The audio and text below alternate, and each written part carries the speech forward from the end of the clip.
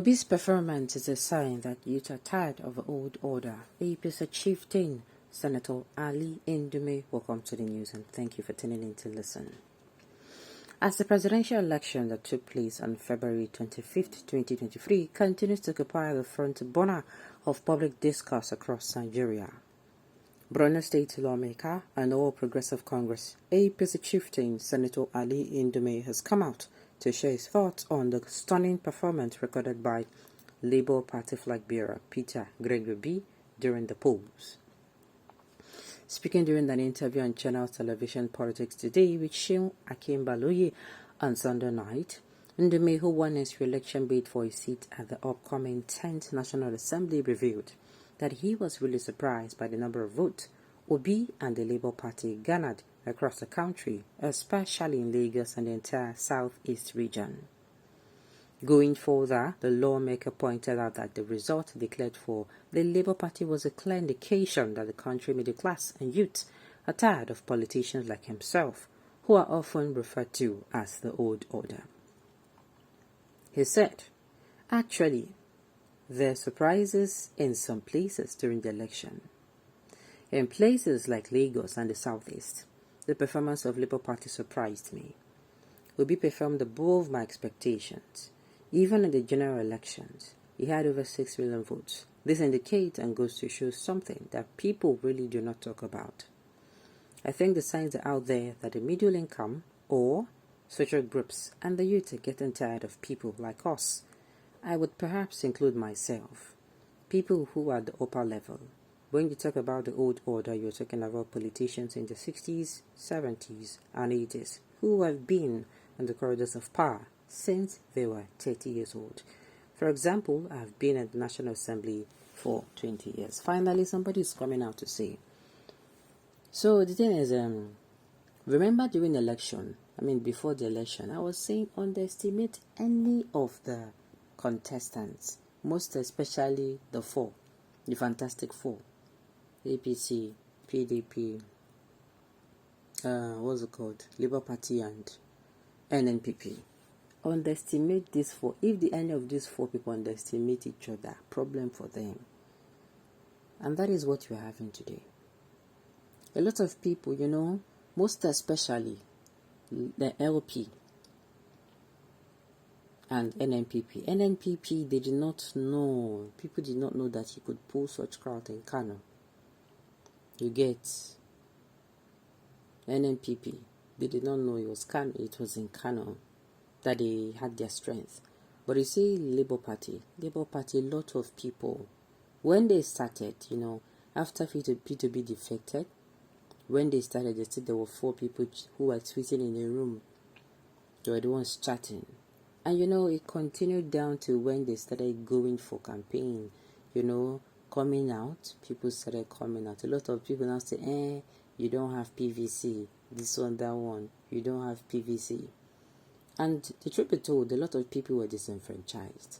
A lot of people that registered, it is not everybody that registered to get their PVC got their PVC. The people who never got their PVC, never, they did not get it. And then on election day, these people came out. And then they were able to do what they did in Lagos. Man, they were able to do it. That was when people now say that, it is true. This man, no be play. People are really on this man's side. And had it been they did all the elections one day, I kid you not, maybe what happened would not have. Had it been one day, then they used to do presidential, then they used to do governorship, then they used to state of the assembly, then they used to do senate. I tell you, all this something when they talk. If now one day you go do all the paper, and now that day they go count and sort them. I tell you, this thing will happen for governorship, it no go happen. It was when Labour Party now cleared Lagos, that is when they started understanding and telling themselves the truth. Now that time they can't sit down, they talk, say we underestimated these people. People are tired. How can we live in a country that has so much? Yes, yet we have so little. Look at countries like Dubai. They do not even have 1/4 of what we have as a nation. They are thriving. They are using the little they have. They are putting the work together. In fact, they are already mapped out plans for 20, 30 years to come. And yet in Nigeria, we have excess. Only one country we have gold. We have tin ore. We have coal. We have steel. We have oil. We have plastic. We have cocoa. Do you know what I am talking about? Do you know the kind of richness we have in this country? There is nothing like natural disaster. Don't even come and tell me about flood, because the flood, if the government had built the dam, they have secured that dam, they don't build dam, make them okay, there is not going to be flood. The flood is man-made. There is nothing like natural disaster. Hey, if they put Nigeria up for sale, if I tell you we no go last, people will come by. No jokes. This place is blessed. We are so blessed. And then, well, the only thing we are lacking is bad leadership. And somebody is coming out. Somebody is coming out for the first time to show empathy.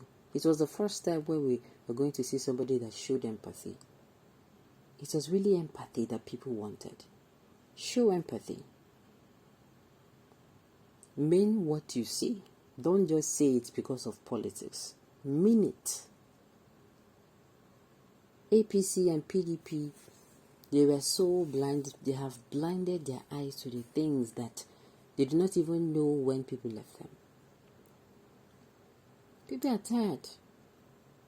Look at this man now. He said he has stayed in the, what's it called? Is it National Assembly he called it? He said he has been in National Assembly for 20 years. Ask me the kind of development he has given to his people. You will not see none. You will not see. These are the kind of things, if the youth see, their head will scatter. Why person will they for seat for 20 years? They are not feeling your impact. Then why are you there? Are you a bench warmer? Just imagine yourself, you are in a company.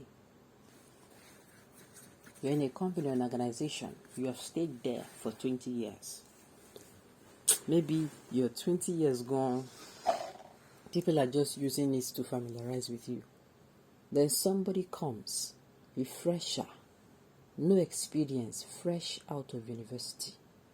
You don't get any experience. He has the zeal. He wants to be seen. He wants to be heard. He comes in and he starts doing things. And this person name called the waka.